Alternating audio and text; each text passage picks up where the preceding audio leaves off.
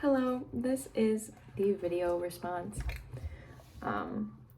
So we watched both videos, and the first question is, both videos show questions about markers and division, but are different structurally. What is the difference?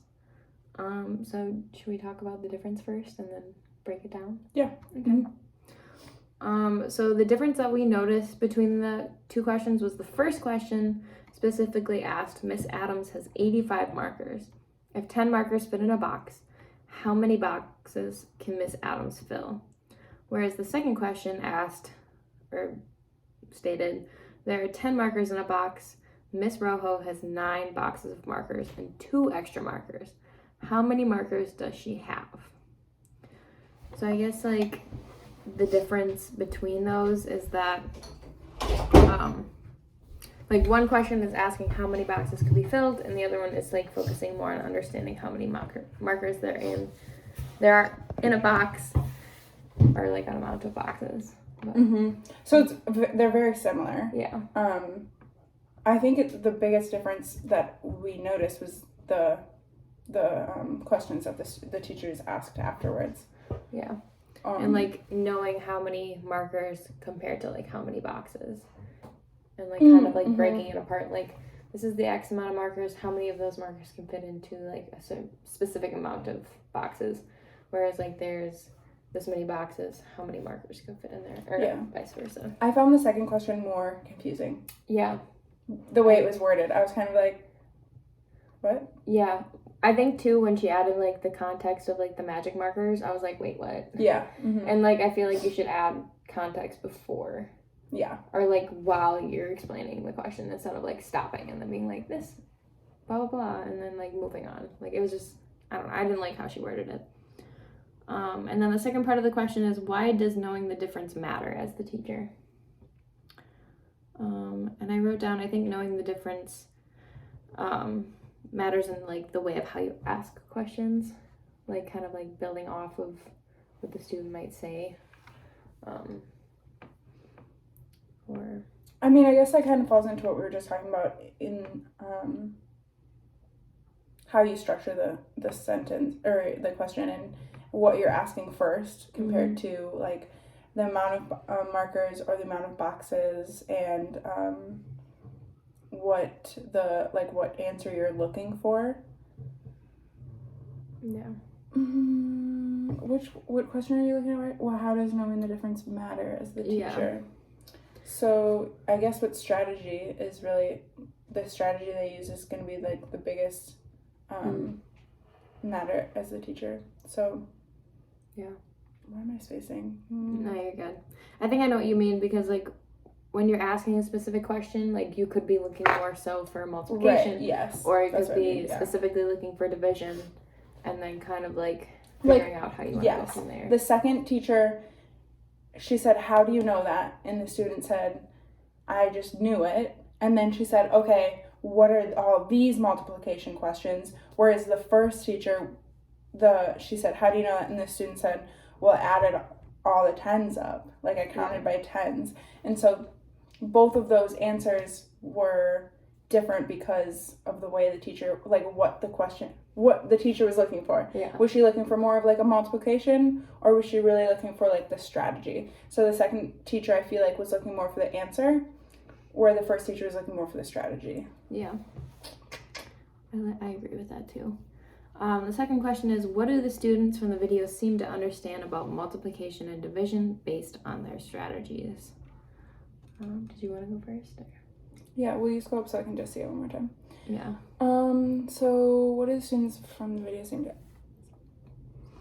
So they seem to understand that you can count by 10. So when you, the second student was saying, I had 10 and 12s. So he was saying he knew 10 went up to 100 and he had 2 left, so that was 20.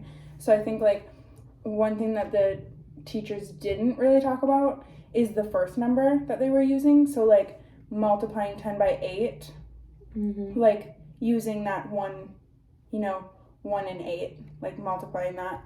And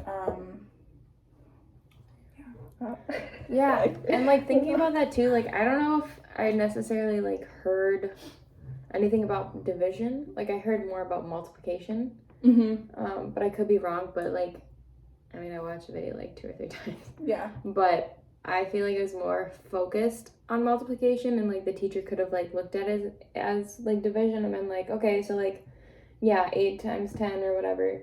Like, but how did you know that like you could do 8? Like, did you divide it? Or like from 80 divided by 8 equals 10? Or like, you know, kind of like switch it up a little bit. But I guess it could go into the next one, which is question 3. What follow-up questions might you ask each student to further push their understanding? So I feel like we kind of like had more connection to this compared to the other 2, because like when the student just said he knew it, like I definitely feel like he could push his understanding. Yeah, especially the first teacher was like, she really like asked questions that the student had to explain what their strategy was, where the second one was she asked him how he knew it and he said he just knew, and then she moved on, which is like not getting the strategy of what they were supposed to be, what the answer. So yeah. And then I think going further off of like the video too, like maybe instead of like just having him explain it with words, like maybe have him draw it out, and then maybe use his words to like explain his drawing in a way, because I feel like, I don't know, I feel like question 2 just like kind of confused me, and I like got lost, and I was like, I don't know. And I had made a joke when he said, oh, I just knew it, and the teacher moved on. I'd made a joke like, yeah, he knew it from birth because that's how he knew it. But like, I think when a student says something like that, you really have to pick and really get in there, like, no, let's really understand how we figured that out, you know, so he can understand his own strategy, because you don't want students to just, that's how I did it. It's like you really need to know step by step. Well, and I feel like circling back around to like when we were talking about the articles and like, you know, creating math talk, it's like important for students like to talk about how they got the answer. Because like, what if the answer was wrong and they're just like, oh, I'm smart because the teacher agreed that I got it right, and it could be a completely wrong answer, and you don't want the student to like keep thinking like, oh, okay, I got this answer right. Like, no, like you need to like explain it and like. And that's why it's so good to put on tests like explain your answer, because sometimes you can literally just write the answer, but explaining it really helps you the process of your thinking, and it helps you like ask yourself questions that maybe you hadn't thought about before. What did I say? Explain. Yeah, and also like really telling the student like, oh, if you just knew it and like you maybe don't want to or know how to put it in words, like maybe you want to draw it out and like show us the process of like how you put these together. And then she also like kept asking him more multiplication questions, so she was looking for more answers than she was looking for strategies. Yeah. So I wouldn't have asked him that many more questions. I maybe would have stuck with one more question, like the 120 was interesting to like hear him talk about that, but really understanding why and how he did that. Even when he explained how he got the 120, I didn't necessarily follow him. No, I was a little confused. He was saying like the 10 and the 12.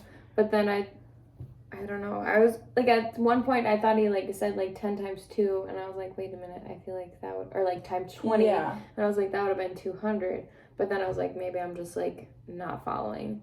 But I feel like from going from like the first question and then jumping through the multiplication and then jumping to like the other question, like it was really hard to follow along. Yeah.